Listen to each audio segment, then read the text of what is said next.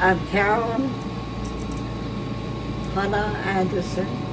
I'm Russell's grandmother, and we are here in the assisted living at Richland Place, and he is wanting to hear a little bit about my background and family and growing up years, which I think is so sweet of him.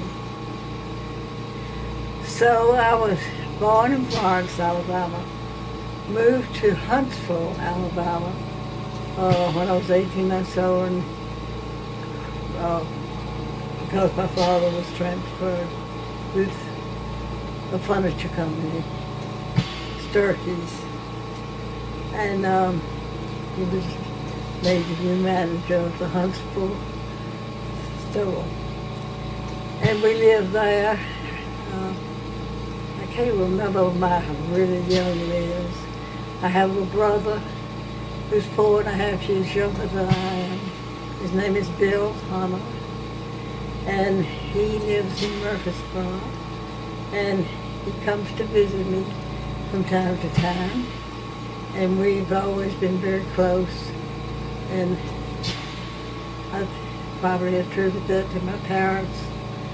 We were a close family, and I can remember going to a church with my mother when I was very young, and there weren't many people at that church, but she kind of got me started reaching out, learning about Jesus, God, and those things. And we called her Mimi. And my daddy's mother was also, she lived in Franklin, Tennessee, and her name was Willie Bailey Hunter. And my middle name is Bailey, which comes from her, and that was her name when she was Willie Bailey. Willie for a girl sounds horrible, but we kind of stuck in our family. So anyway, I'm trying to think how I went to. So what was it like growing up in Huntsville? What do you remember from it? I can tell you some interesting things in Huntsville. When I went to Huntsville, the arsenal was being built, and my daddy was president of the Chamber of Commerce, and we did not have houses for all the people and scientists and people that were coming to build us out of bomb. And so Daddy made an appeal to the people of Huntsville to take in boarders or roomers until we could get housing for these people. And we did that. Huntsville was a very patriotic town. This was during World War II. And we all saved tin cans and smashed them and put them in a container. And newspapers we collected from house to house, and then they'd turn them over. People knitted things for the soldiers, and and we sang patriotic songs all the time. God bless America.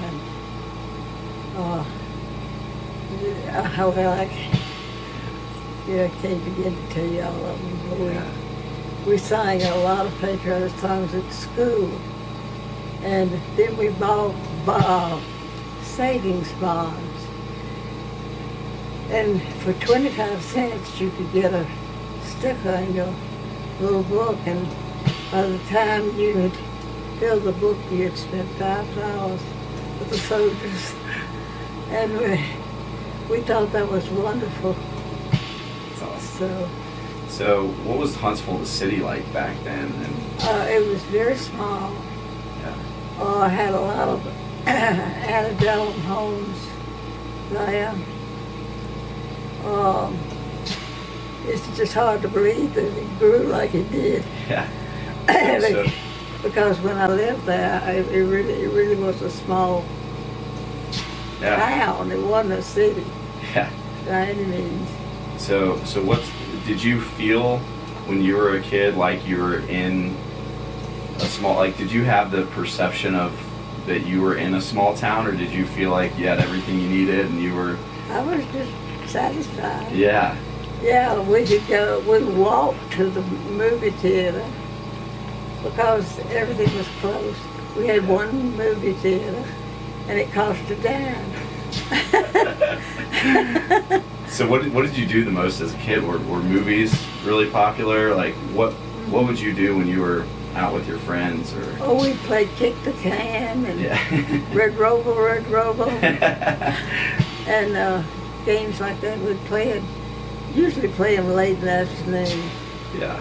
And we'd all get together.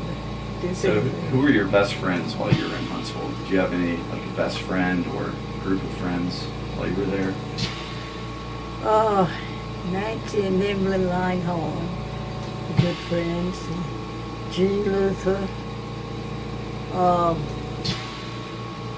Guy Spencer. Guy Spencer was the son of mother's closest friend. And I'm afraid Guy had a crush on me.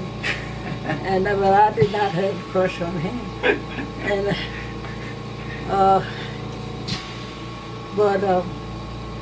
because our families were close, we did things together. They only had the one son, who became mayor and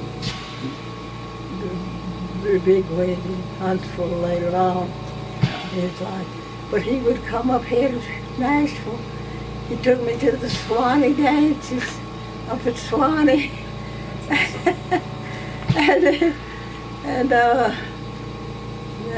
But it was just friends. Yeah. And I said, I've got to tell you a funny story. Jimmy, the one person he was jealous of was the guy Spencer. He had no reason in the world to be jealous of him. And I was with my little sewing group, and I was telling them the guy was coming in town, and was taking mother and I out for dinner. And this was much later. I mean, I was married to Jimmy. Had been married. And anyway, my sewing group got together and sent a bouquet of flowers to my house. And it said, "I'm looking forward to tonight, love, Guy."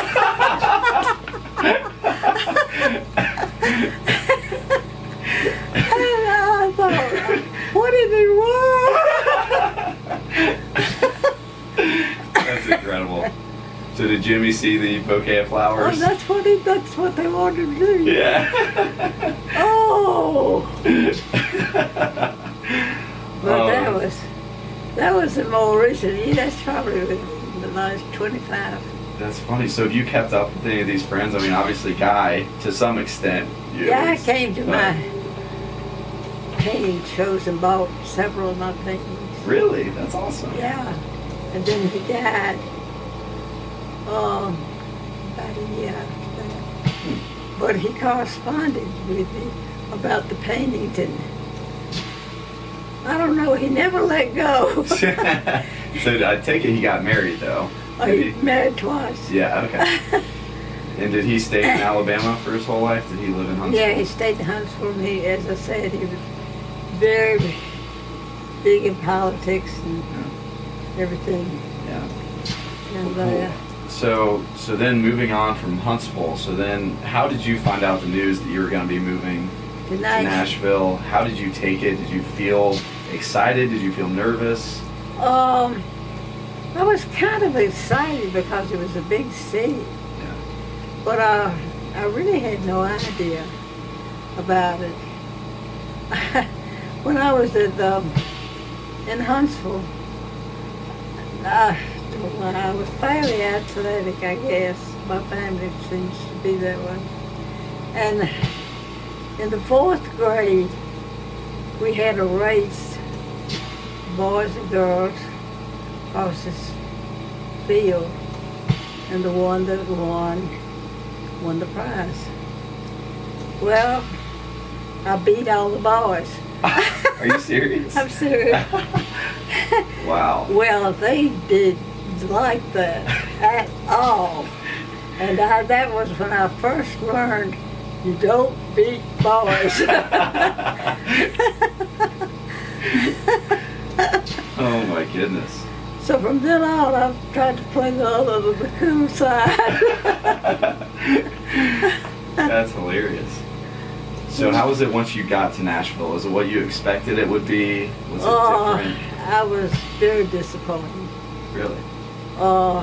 First of all, we came to Nashville and we were only here about a year and a half, not 2 full years.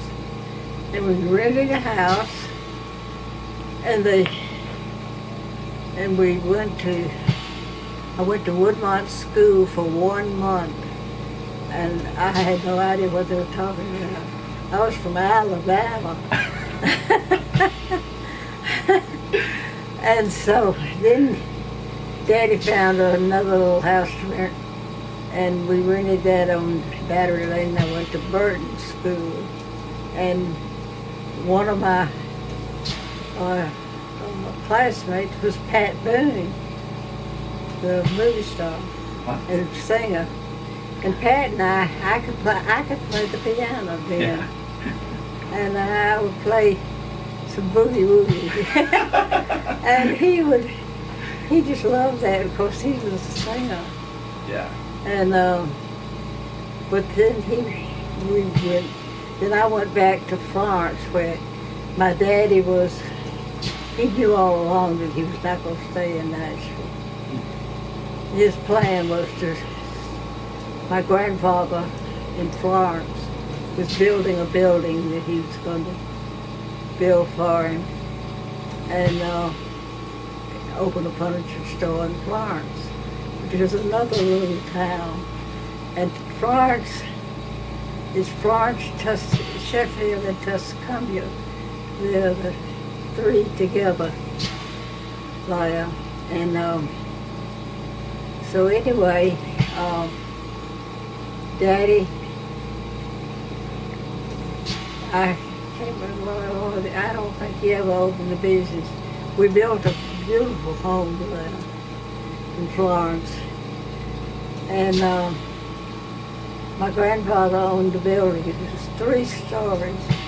And Daddy said, I don't have the money to put that much furniture. I can't afford that.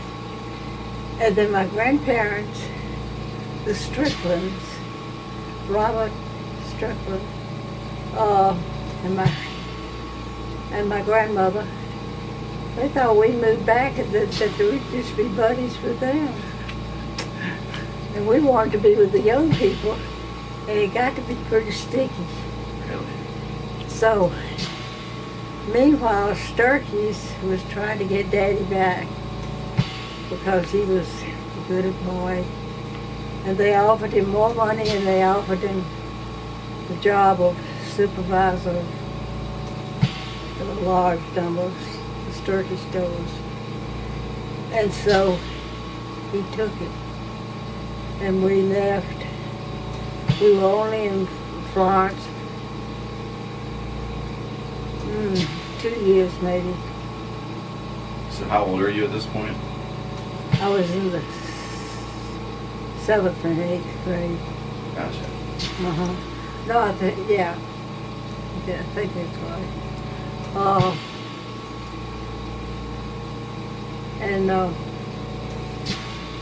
So we went back came to Nashville.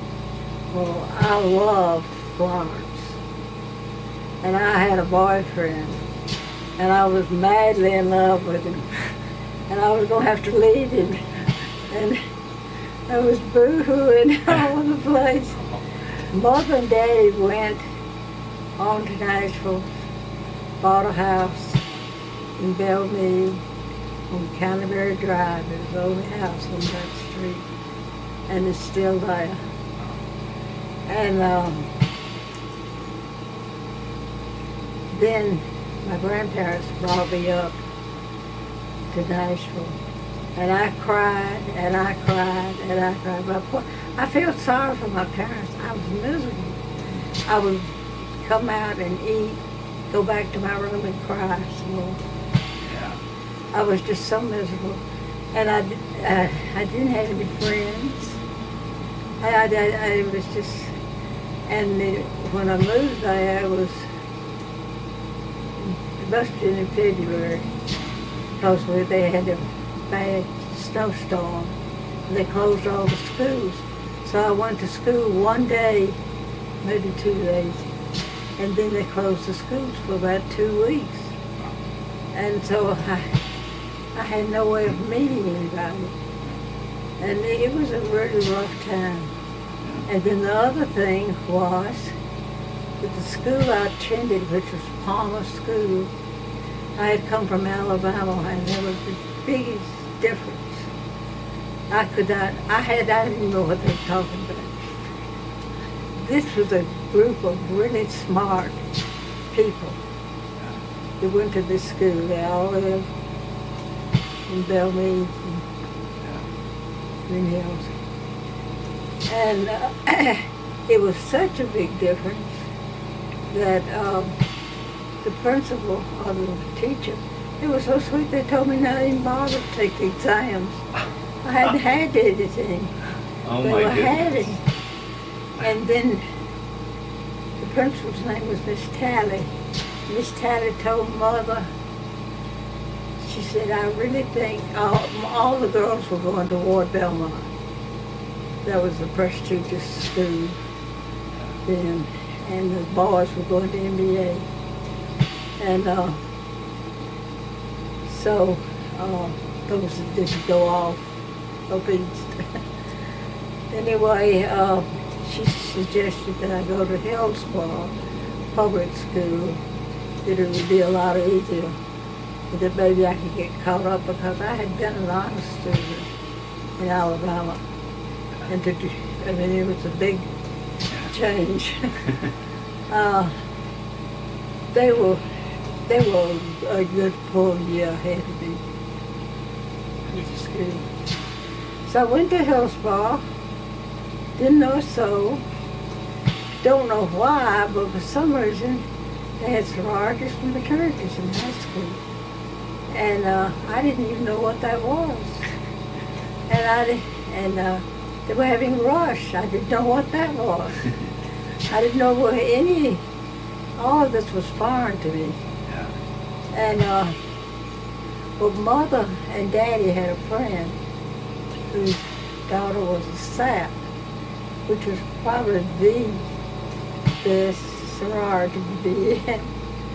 And they rushed me, and I got to meet some few people during the rush, and then a Hillsborough sorority also rushed me, and both of them gave me bids. And I was going to take the Hillsborough, and Mother said, no, you need to take the SAP. If you're thinking about going to Ward Belmont later, and you pledged SAP. So anyway, that's what I did, and it was good, because I met a lot of people in the sorority, and then I became friends. Some of these people are still my friends today. That's great. I got a couple of them that live next door. Really? So how many sororities were there? I think there were 5. 5? About 5 fraternities. Interesting. And this was 9th grade, like freshman year of high school? Mm-hmm. And then, so was that your main group of friends then throughout the rest of high school?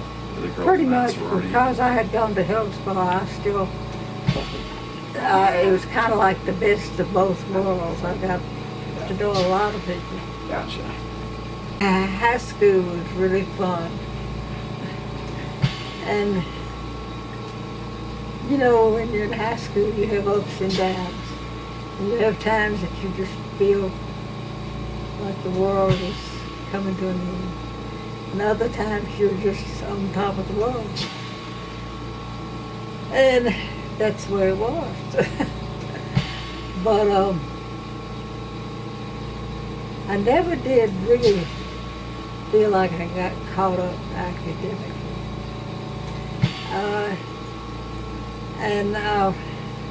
To be honest, I was probably more interested in boys than girls. And also, I think I may have had ADD and didn't realize it.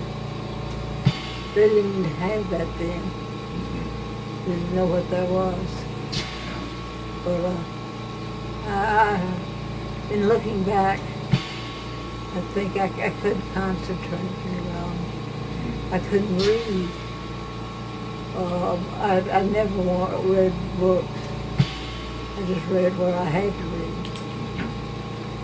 And then I managed, after my sophomore year, I transferred to Ward Belmont. And Ward Belmont had been around for years and years. And, had you heard of Ward Belmont? No, I'm not familiar. See, everybody in Nashville knows Ward Belmont. It was a college and a prep school. And all the local girls, there were boarders too, that went to Ward Belmont. So my junior year, I transferred from Hillsborough over the end of my sophomore year to Ward Belmont. And everybody was so nice, and I had a lot of friends and made lots of new friends. The schools were small, and but academically, it was probably still pretty tough, just like what you went through.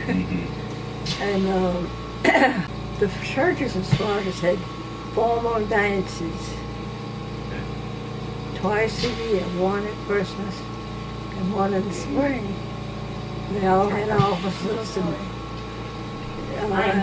the thing about those of us that really enjoy that so much, we wanted to go to all of the dances. So all the different fraternities? Yeah. And I managed to get invited to 4 out of 5. That's great. But I never did get to that 5th one but one time. And it was a Hillsborough group. And they were a little older. But anyway, they were so much fun, and we had no breaks. And I forgot to tell you how I got my name Fifi. Yeah, I would love to hear that too. Okay. After I came to Palmer School in the 8th grade, miserably unhappy, they had what they call the 13 Club. That means they were 13 years old. Everybody was about that age. And I was new, I didn't know the names of people or anything.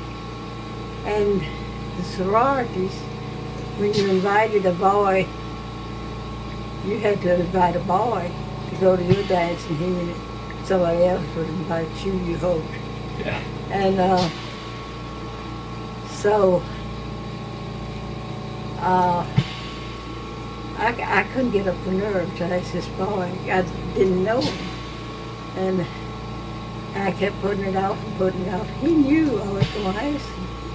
And he tried to make himself available, but I just couldn't get up the nerve. And finally, my friend Ree Robinson took me and shoved me into him and said, "Glenn, Fifi has something she wants to ask you. And I about died. And anyway, I said, you know, would you go to the 13th of the, and he was so nice.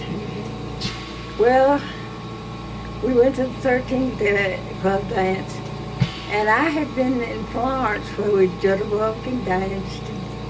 But they didn't, they just went 1-2 back, 1-2 back.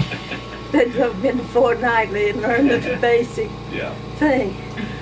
Well, I said to the Glenn, I said, can you jitterbug? And he said, jitterbug? Oh, yeah! He never jitterbugged. And so I remember he went over to the orchestra leader, who was Owen Bradley, and said, would you play a fast number? Fifi and I go jitterbug. No, not Fifi, Carolyn and I was Carolyn then. And so he started playing something, and I kind of burst out into my thing, and he pretended to do something, and then the whole entire dance floor stopped dancing and formed a huge circle around us and watched. And I felt kind of silly because I could tell he couldn't do it. He didn't know how to do it. And so anyway, the next day, the next school day, the boys started calling me Fifi the Dancer. And from then on, I became Fifi the Dancer. But at Hillsborough, I was Carolyn. That's incredible. Yeah. The story. And so, and then there was one other thing. After Jimmy and I married, we was at New York Hospital, Cornell. And he said, when we go up there, I will introduce you as Carolyn. I said, oh, that's fine. And so he got up there and he said, this is my wife. Her name is well, we call her Fifi. And so it's pretty much stuck from that point on.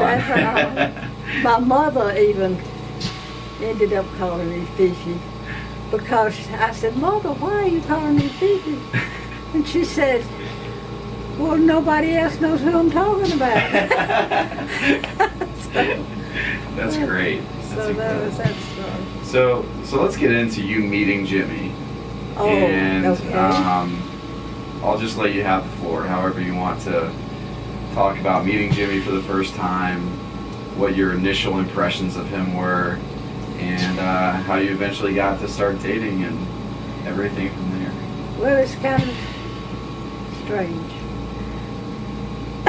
When I was a freshman at the Alpha Chi, he was an Alpha Chi, and I went to the dance with an Alpha Chi. They had been Paul Storm. Really? Now that I think of it, I think he was. I don't know, I can't remember. I went to a sub dance with him. Anyway, Glenn was there, and I remember we went to, after the dances, there would always be followed by a breakfast, and you went to somebody's house, and the mothers prepared a breakfast. Nobody drank, nobody smoked, nobody did drugs in my generation. Yeah. It just wasn't a problem.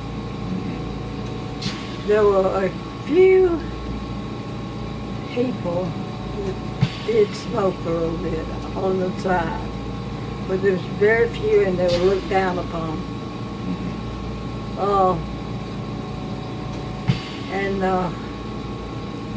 I'm lost. So we were talking about the first time you met Jimmy. Oh, okay. So Jimmy was having the breakfast, the Alpha breakfast at his house. He had this wonderful playroom down in the basement. We used to go over there all the time after dates and dance and sit around, just a group of us, you know. And we'd turn on the record player. There were LPs. And we would dance. And we were going down the stairs. We'd been eating brunch upstairs. We went down the stairs to the basement. It was a really cute basement, big, and it was all fixed up real cute. And Glenn said, I want a jitterbug with Fifi. And I remember Jimmy stopped on the thing and he said, "Who is Fifi?" And Glenn introduced us. "This is Fifi." So he met me as Fifi. And that was a freshman year in high school. Well, Jimmy started calling me and asked me out for dates. I did not like him at all.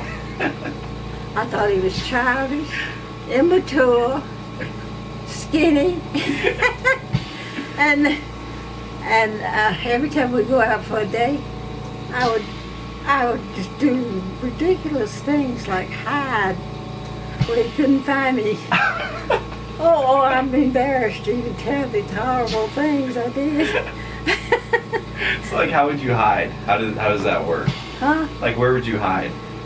Just in an alcove or a store. Yeah. Something like that.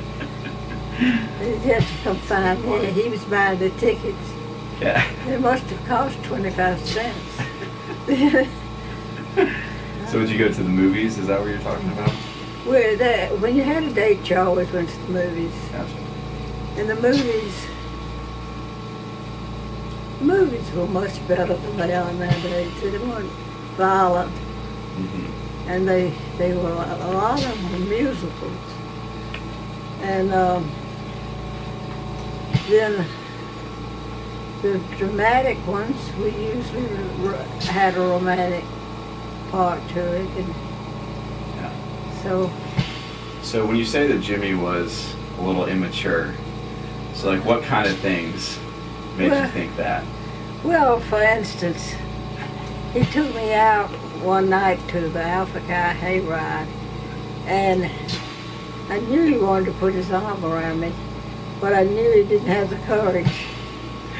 And so he just eventually went like this, and I was about to try. I was about to laugh. This is a movie that on the hayride, and then his hand dropped.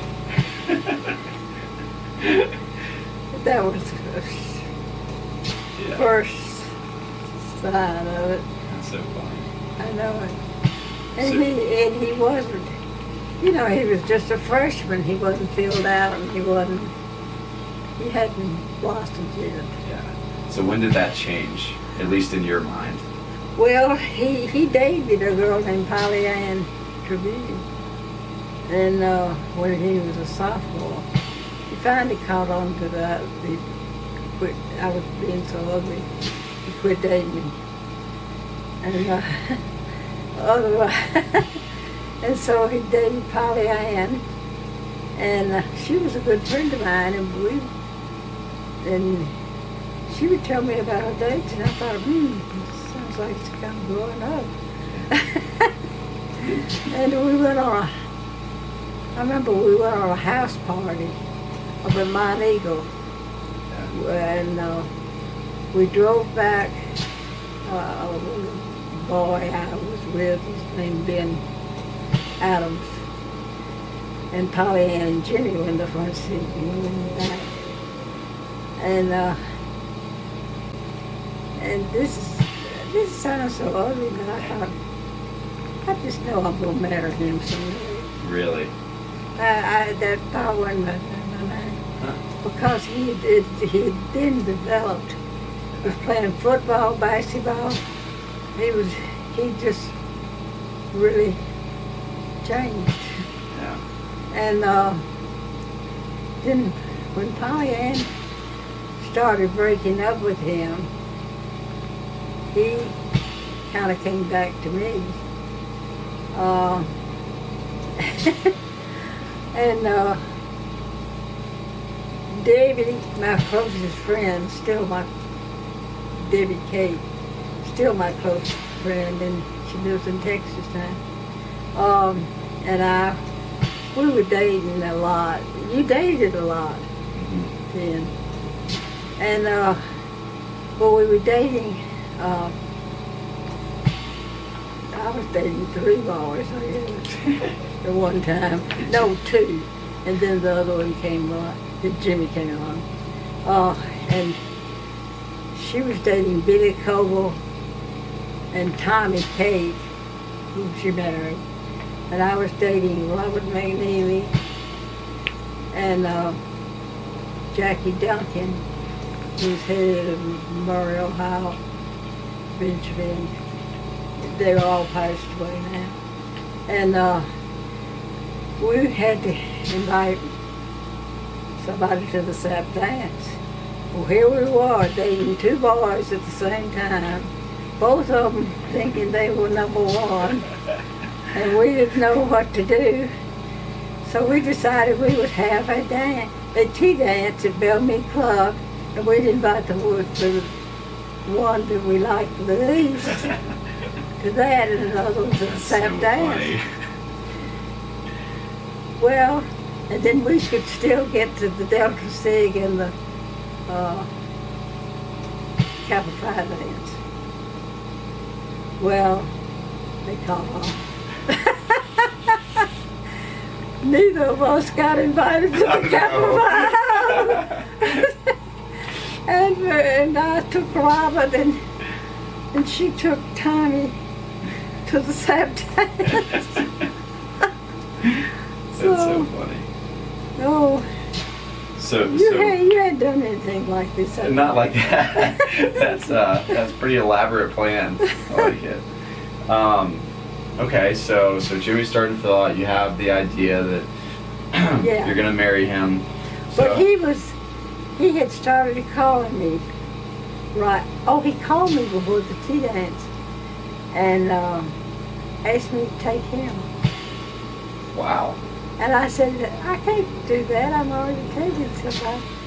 And I was interested. Yeah. You know. And so then he would call me again, and things got, well, we were getting along better and better. And he was supposedly breaking up with Polly Ann. But the night of the Sap dance, at the end of the dance, they always play Good Night, Sweetheart. That's the last song. And they dimmed the lights. And unfortunately, Robert was saying all these romantic things, and I was going, and Jimmy, and I was watching Jimmy with Polly Ann, and he was holding her kind of close, and I thought, oh, they're going to wear that together. But they didn't. And the first real date we had was right after that, on New Year's, on January the 1st. We thought we were going to have a group over at my house. And we did, and they didn't come. And so we played some records and danced in the living room, putting handkerchiefs over the lamps because my mother wouldn't let us turn the lights out. That's so funny. And that was the beginning. Wow. And so what age were you then? I was a senior in high school. Senior in high school. And I went to the Alpha dance with him. Yeah, and from then on, it was the 2 of us. But I still, mother would not let me date just one person. And Junior wanted to have 2 dates a weekend. And mother said, you can have one day with Jimmy, but you got to have somebody else. And I said, well, what if nobody asked me? Well, okay. Wow. But I still continued to date a little bit. Well, not a whole lot, because I went away to college. I went to Lindenwood in St. Charles, Missouri. It's out of St. Louis. And it was a girls' school. How did you find out about that college? About 6 or 8 of us from Harpeth Hall all went there. Okay. So there was a group of us. Gotcha. And Ms. Who was it? Anyway, they suggested that I could be in Vanderbilt. Gotcha. So, that's all they needed to tell me. Because I was in love, and I was going to get to Vanderbilt. So I worked my tail off at Lindenwood. And I had really good grades because I did the Harpeth Hall and everything but math. I never have been able to do that. Can't do it yet. And so I went to see the math teacher every single day for help. She felt so sorry for me. She passed me with a C, and I had all A's and B's except in math, and I got in Vanderbilt. That's awesome. Dynamite. So how long were you at Lindenwood for? Just a year. 1 year, and then you went to Vanderbilt. So what was that like between you and Jimmy while you were in Missouri and he was still in Nashville? He drove up there and city. Really? Yes. Wow. Oh, and he would call me long distance every Sunday night. Wow. And one time his parents came with him. They wanted to see. Well, he would come up and he would really whine and dine and take me out. I'd never had a filet mignon before. And then we went to a nightclub in Frankie Lane. I know that didn't mean anything to you, but he was a singer that was popular. Yeah. You need to turn on. We're good. I just wanted to check real quick to make sure.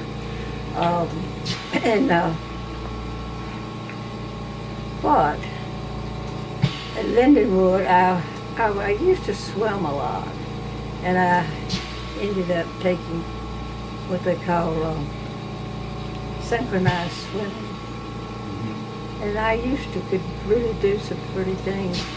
And we had a show where we swam with lights attached to us. That really made me nervous. Yeah. Underwater, and people, it was for the school to see. Wow. Yeah. I enjoyed that. I always enjoyed designing houses. Don't ask me why. But when we were in Lindenwood, I'd run around and I made pictures of houses and I'd sketch them. Well, it was, it was just in my blood. Yeah. Yeah. Clearly. Yeah. That's incredible.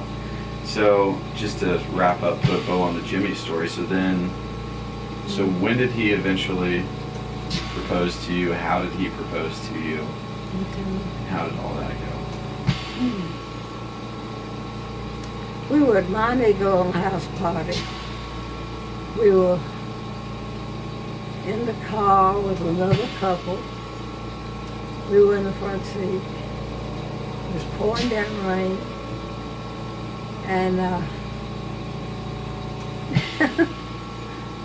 we were kind of carried on.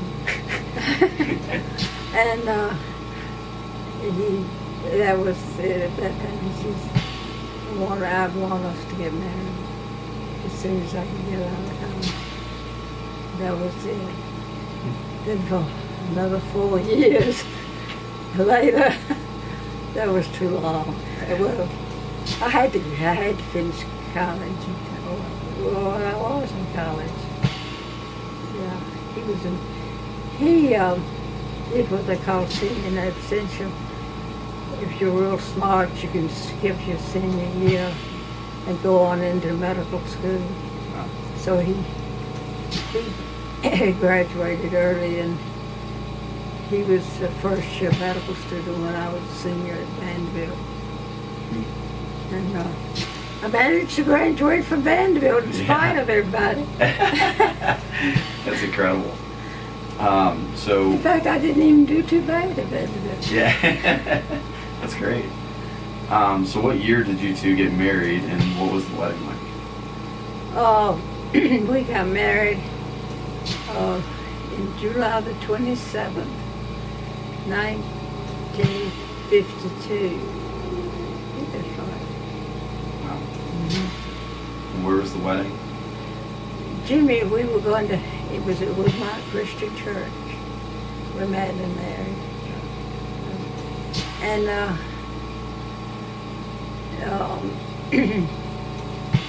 we've enjoyed that church. And to this day, I still love that church.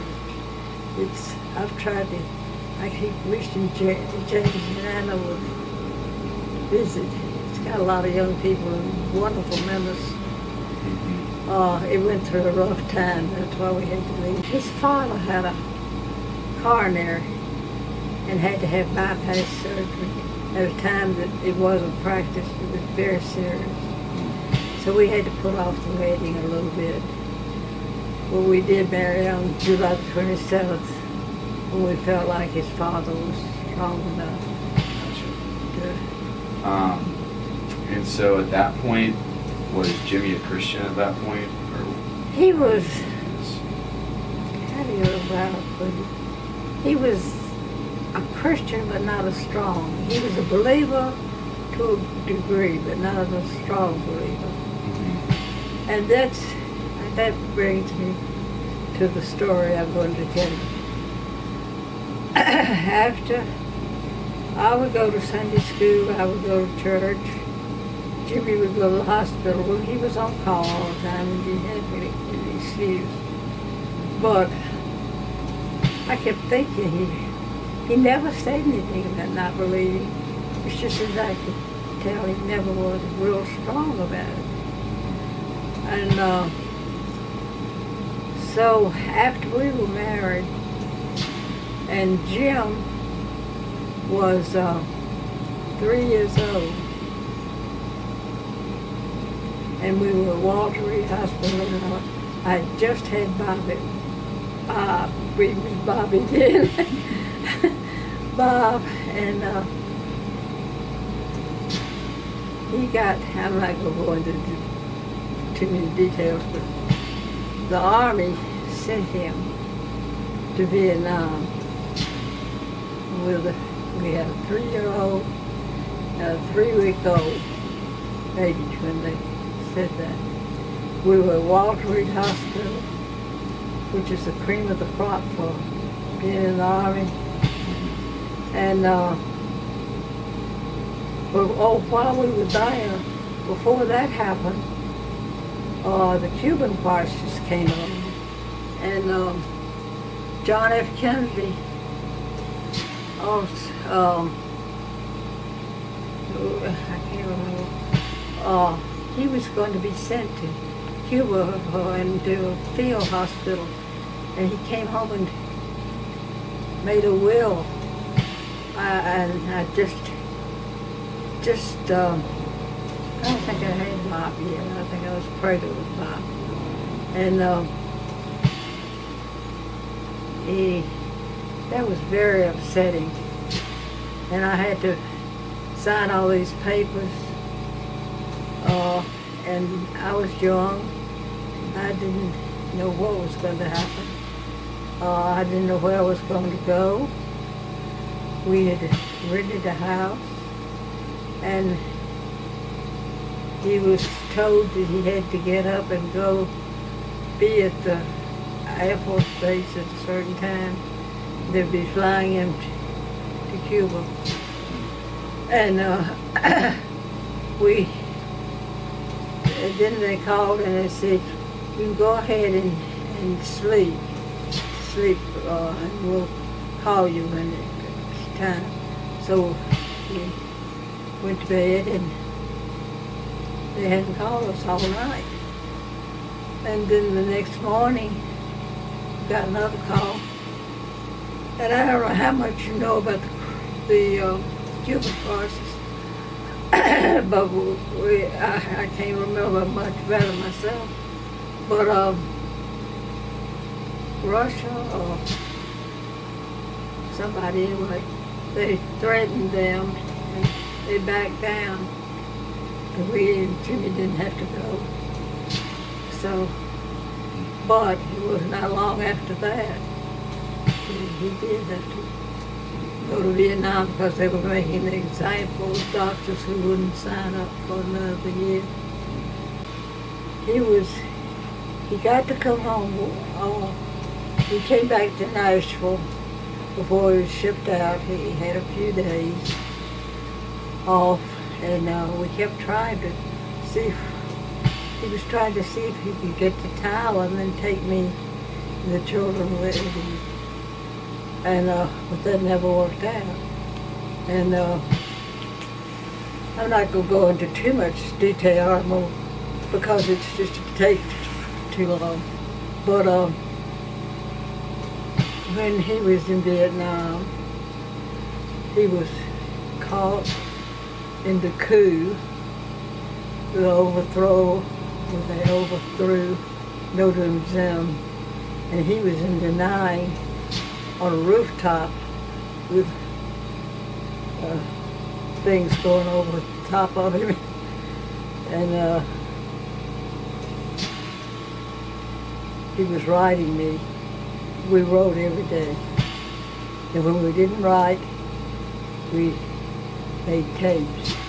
And once a month, I made a movie, so he could see Bob. First year, he never saw him. And Jim, I'd have Jim on it too, of course all of us wanted, and we would do that. But, and telephoning, you couldn't, and it was a whole year. It was really rough. I really thought I'd never see him again when he left, because the war was breaking out, and I didn't know.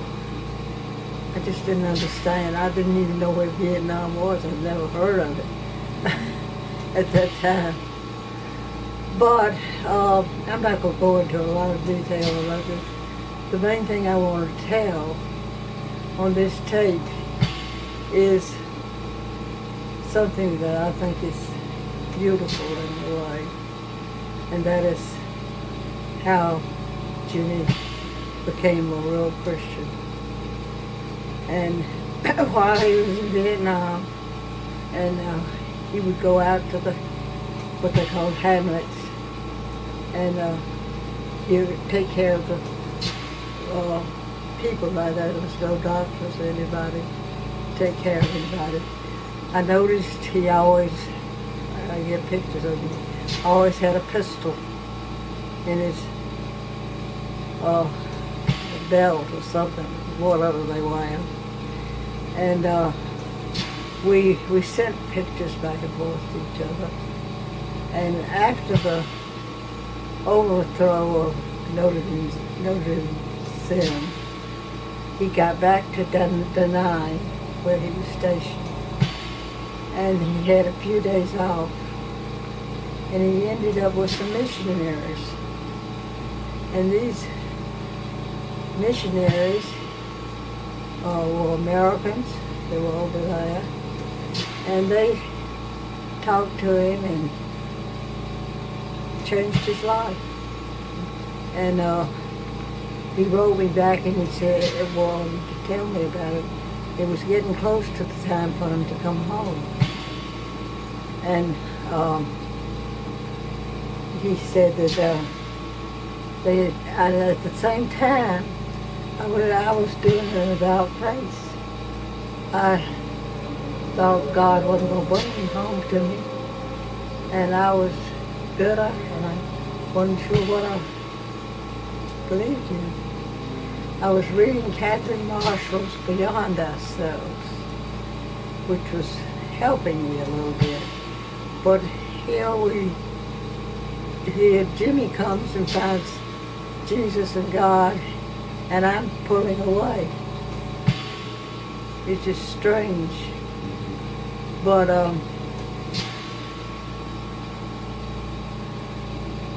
anyway, when he got home, we stayed in San Francisco for about a week, I guess, after he came home. And after that, he only had 2 weeks before we had to report back to Wawa to leave and finish up his term. But from then on, he has become a strong Christian, and it's important to him that all of our children and grandchildren, the family, be that way. And he even went so far as to be a deacon in the church. He was asked to be on the sessions. And anyway, Jimmy, we went back to Walter Reed. Surprise! I'm pregnant again. And then this Megan says, Mom, will any of us are surprised?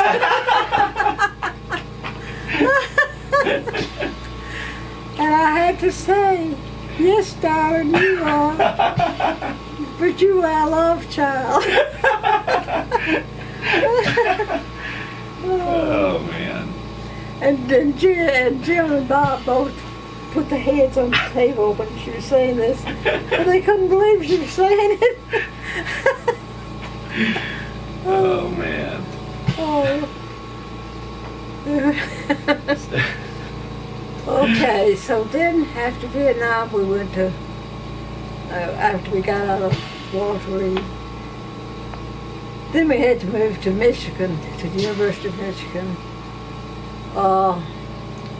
And that was not a real good experience.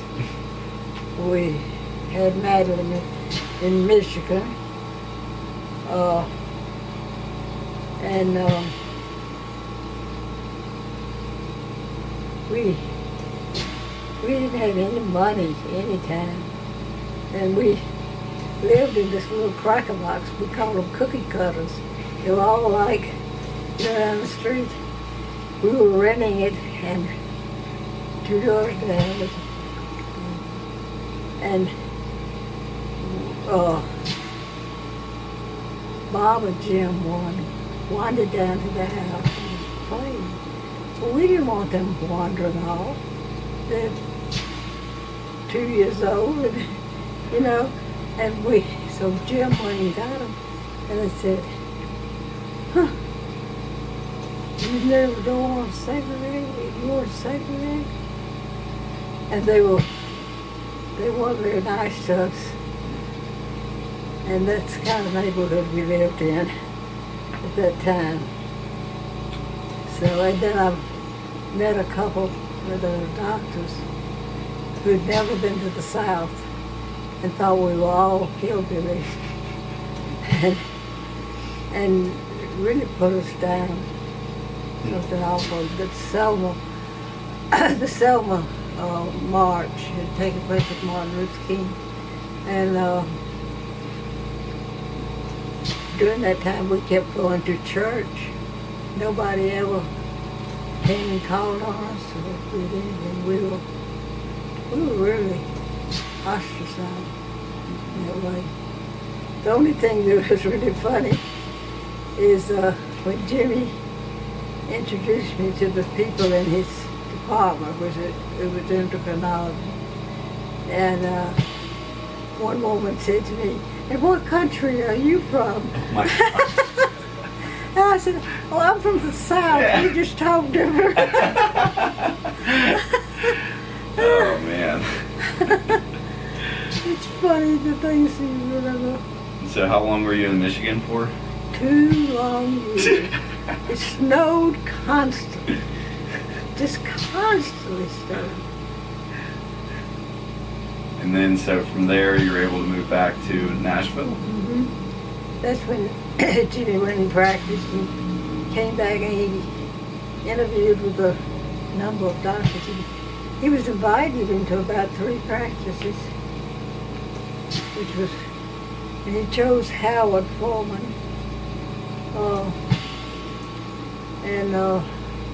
He practiced with Howard until Howard died. And then, after that, Howard had sold his practice. He knew he was dying. He sold his practice to someone, and it did not turn out that Jimmy and this person were compatible. And so Jimmy kind of went off on his own for a little bit. He had a pretty good practice anyway. And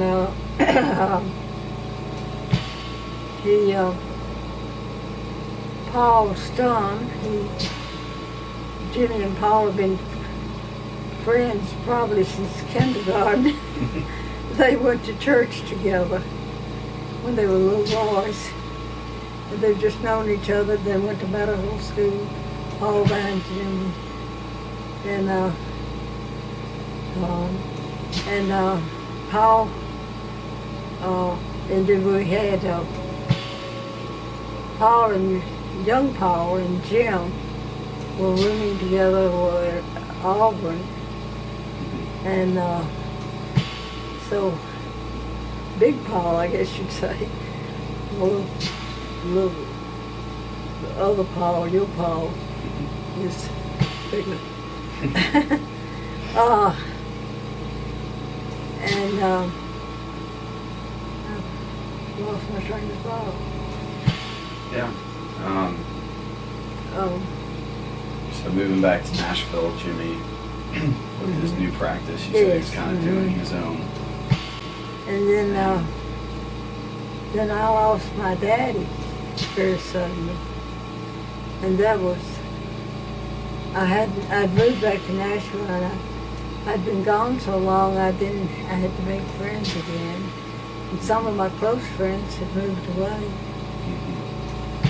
So it was a little bit hard. And I had studied interior design through a correspondence course at the New York School of Interior Design. Really just for my own good. And I had also taken a course from UT. And just thinking it's interesting, fun, and help me in the house. And so then it started that people were asking me to help them. And I was just helping them for free. And Jimmy said, Fifi, you need to just go into business. And so I studied the business course too. And so the next person I had,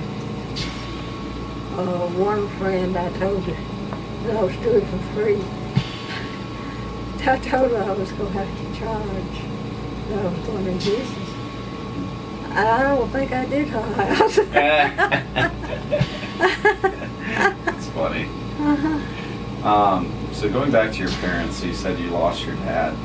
I'd just be curious to hear you talk about your parents, how they brought you up. You know, were they strict? Were they more loose? How did they bring you up? What was your relationship like with them? I feel like I was close to my mother and my daddy. Daddy. And Daddy would take me with him when I was little down to the store and let me just play around and while he did some work. And That was in Huntsville, and I can still remember that. Yeah. I can still remember Daddy taking me on Halloween out to the spooks, and that scared me, and I didn't like it, and I've never liked Halloween. Really? To this day, I don't like Halloween. We didn't have trick and treats that day. Yeah. So what were your parents like? Like, what were their personalities like, Dad and your mom? Daddy had to travel a lot, and that was unfortunate, I think. Because he was in charge of all these stores. And so I didn't feel like they had a lot of couple friends in Nashville. Mother had a world of friends. But Daddy did not. He had a very close friend, Moulton Farrell, was his closest friend. And they had football tickets together to, go with those games.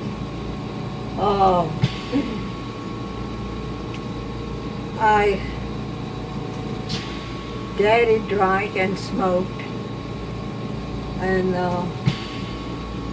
he did not want me to know he was drinking, and he hid it, and would go in the bathroom. But I found out that was the case, and I think he may have gotten a little out of hand. Mother wasn't much of a drinker. She might have a glass of wine, but that was really later. She just never did. And they raised us to be Christians, and we visited our grandparents a lot, who lived in Florence. We were in Huntsville for only 60 miles. It took an hour and a half then. But halfway through, I got an Eskimo pie.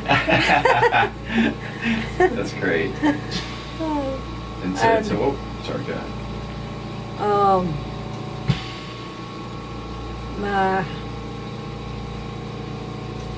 My mother and Daddy were somewhat strict in a lot of ways. When I was in high school and would wear shorts, my daddy would make me come upstairs and change my clothes. I wasn't to wear shorts for them boys. Yeah. Mother, if I had dates, if I was past curfew, the lights on the outside went blinking on and off for me to come in. Did you ever get into any trouble as a child? I'm sure I did. I do remember one incident where the school closed and we had to walk home, and I had lunch money for lunch, and I took my lunch money and went and bought candy. And when Mother asked me where the lunch money was, I made up some story, and I got a switching. Yeah, I remember that. Man. And how did you and Jimmy go about raising your kids? Did you take things that you learned from your parents and apply them? Did you feel that you were more strict than Jimmy, or Jimmy more strict than you, or? I might have been more strict. Yeah. Although Jimmy was too, we were shocked at what the world was turning into, and we couldn't believe. We didn't want our children drinking or smoking or any of those things. And Jim was a handful. Would you say he was the most out of the kids, or yes. Alan? Yeah. Yes. And didn't think it was Madeline and Bob was more. I thought Bob was more straight guy. I think he made up for that. But and I thought he was straight enough that when Madeline and Bob got in school and they go to these parties, they both go to the same party. I said, Bob, be sure and take care of Madeline and watch out for her. And I guess he did. I don't know. Yeah. But we